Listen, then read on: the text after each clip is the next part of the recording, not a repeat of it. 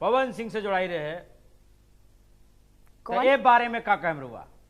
ये कौन है? हम तो जानते भी नहीं। रुआ नहीं की जाना।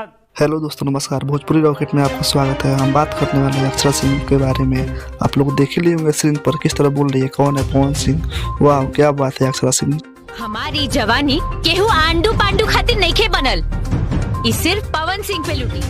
आप लोग देख ही लिए होंगे कि अक्षरा सिंह भोजपुरी में किस तरह विवाद बढ़ा रही है। और पहले तो पवन सिंह पर मरती थी, अब क्या बोलती है पवन सिंह में जानबे नहीं करती थी। वाह।